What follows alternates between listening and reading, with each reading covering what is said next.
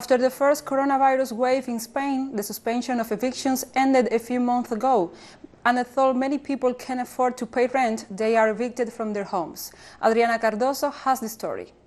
The Spanish government argued that the evictions have been suspended since the beginning of the pandemic, an argument that contradicts the reality of dozens of people like Georgina, who lost her home in September.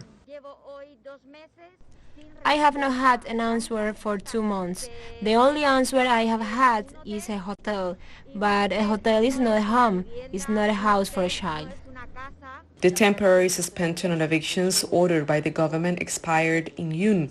Since then, no legislation has been passed to protect the right of housing.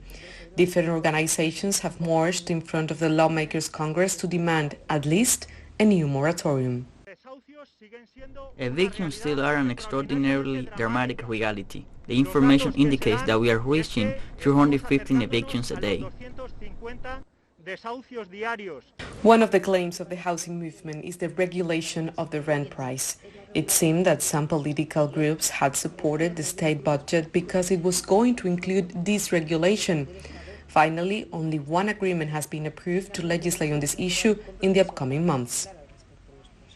According to We have been a little surprised because they have told us that they are going to include it in a housing act 4 months from now.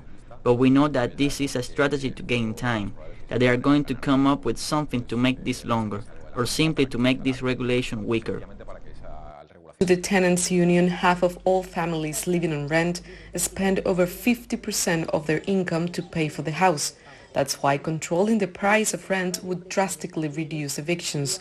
The government is looking into it, but they are talking about removing what they consider private home renters from the regulation.